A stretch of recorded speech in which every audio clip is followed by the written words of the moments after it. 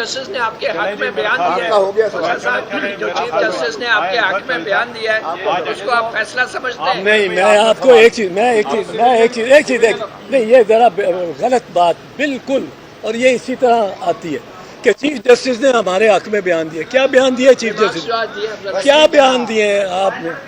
आप एतजाज की पिटीशन पर लतीफ खोसा ने ये कहा, ये जो बयान हमने दिया उन्होंने रिप्रोड्यूस किया है, उसमें क्या है? मतीउल्लाह जान, तुम्हें कुछ सोचना चाहिए। ये कहा कि और मैं आपको एक और चीज बताऊँ, एक चीज मैं आपको बताऊँ, एक चीज भी पहले मुझे पूछी गई तो इस हवाले से मैं बोलना चाहता हूँ, वो कि हम जब मुलाकात करने गए चीफ जस्टिस से तो चीफ जस्टिस ने दूसरे दिन केस लगा दिया। ये गलत इम्प्रेशन है जस्टिस तारिक साहब को। मैं उनको किसी मुतनाज़े बहस में नहीं लाना चाहता, पर चूँकि पूछा जाता है हर जगह कि आप एक दिन रहे, वो दूसरे दिन लग गया केस। जिस दिन हम मिले हैं, अव्वल जिस तरह खासा सरदार साहब ने कहा कि वो एक पब्लिक इंटरेस्ट का केस था। इमरान खान के दौर में 25-26 लोगों को फौजी अदालतों से सजा मिली, उस वक्त आप दोनों खामोश क्यों रहे? 264 आपको जब उठा के ले गए थे तो मैं सबसे पहले चीफ जस्टिस ऑफ पाकिस्तान के पास पेश हुआ था, आपकी नालिश लेकर गया था। तो आपने कभी चैलेंज नहीं किया इमरान खान के दौर में? प्लांटेड उसमें क्या है? मतीउल्लाह जान, तुम्हें कुछ सोचना और चाहिए। ये कहा कि इसका अटॉर्नी जनरल साहब जवाब देंगे। Thank you. के दौर में 25-26 लोगों को फौजी अदालतों से सजा मिली, उस वक्त आप दोनों खामोश क्यों रहे? 264 आपकी बहुत माशाअल्लाह। आपको जब उठा के ले गए थे तो मैं सबसे पहले चीफ जस्टिस ऑफ पाकिस्तान के पास पेश हुआ था, आपकी नालिश लेकर गया था। इसलिए ये ना कहें कि हम खामोश रहे, हम कभी खामोश नहीं रहे। तो आपने कभी चैलेंज नहीं किया इमरान खान के दौर में? देखें, एक दफा नहीं, ये तीनों जो जजमेंट्स हैं वो तीनों दफा चैलेंज किया गया। मोहतरम इमरान खान साहब के यानी भुट्टो साहब के वक्त को भी चैलेंज किया गया था। दरवेश आरबी का केस है, वकील ने चैलेंज किया था, वो भी सेटिस्फाइड। सुन लो ना, सुन लो, सारी सुन लो।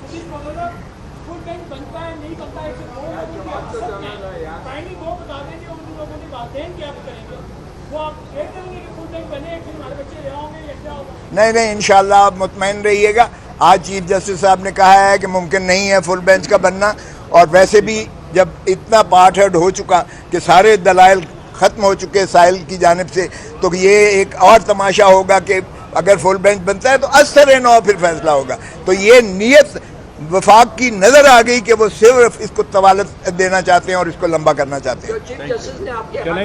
आपका हो गया सवाल? आपका सवाल हो गया? आपका सवाल? एक चीज नहीं, ये जरा गलत बात बिल्कुल, और ये इसी तरह आती है कि चीफ जस्टिस ने हमारे हक में बयान दिया। क्या बयान दिया चीफ जस्टिस? क्या बयान दिए आपने? कि एतजाज की पिटीशन पर लतीफ खोसा ने ये कहा, ये जो बयान हमने दिया उन्होंने रिप्रोड्यूस किया, उसमें क्या है? मतीउल्लाह जान, तुम्हें कुछ सोचना और चाहिए। ये कहा कि इसका अटॉर्नी जनरल साहब जवाब देंगे। Thank you. मैं एक और चीज मैं आपको बताऊं, एक चीज भी पहले मुझे पूछी गई तो इस हवाले से मैं बोलना चाहता हूँ, वो कि हम जब मुलाकात करने गए चीफ जस्टिस से तो चीफ जस्टिस ने दूसरे दिन केस लगा दिया। ये गलत इम्प्रेशन है जस्टिस तारिक साहब को। मैं उनको किसी मुतनाज़े बहस में नहीं लाना चाहता, पर चूँकि पूछा जाता है हर जगह कि आप एक दिन रहे, वो दूसरे दिन लग गया केस।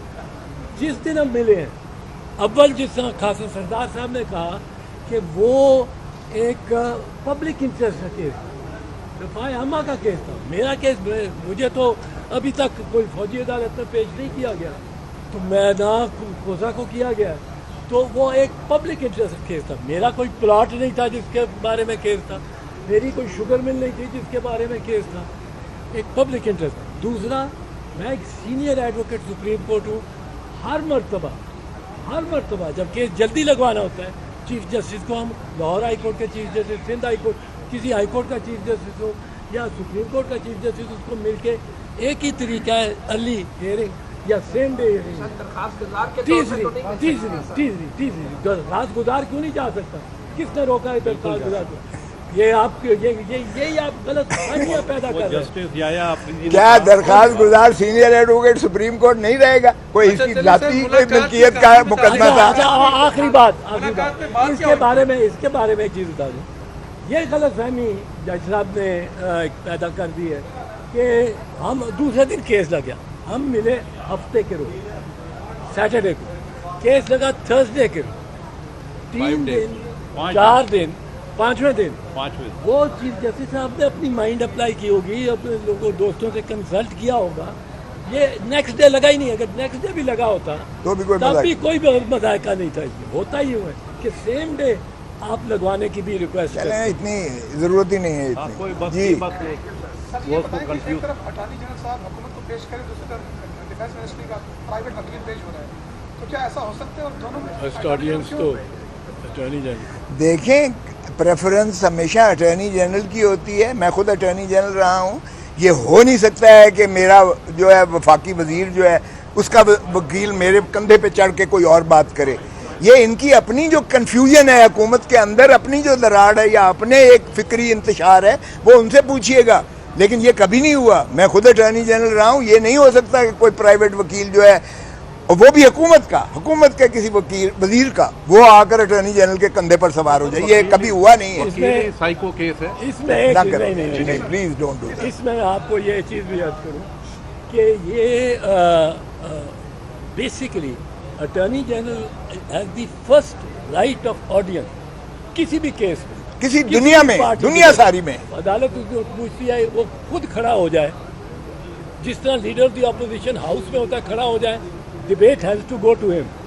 اس طرح اٹارنی جنرل بیٹھا ہوا کسی سول کورٹ میں، کسی ہائی کورٹ میں، کسی جج میں، اگر وہ کھڑا ہو جائے کہ میں نے بات کرنی ہے proceedings, he has the right of first audience. تو اس میں اب گورنمنٹ کا بڑا عجیب موقف ہے. 3 جج اپنے آپ کو علیحدہ کر گئے، فیض صاحب، طارق مسعود صاحب اور منصور علی شاہ صاحب. 3 ججز پر اب گورنمنٹ آبجیکشن لے رہی ہے. پھر کہتے ہیں فل کورٹ بٹھاؤ. فل کورٹ کدھر سے فل کورٹ لائے؟ اب کہتے ہیں فل کورٹ لاؤ.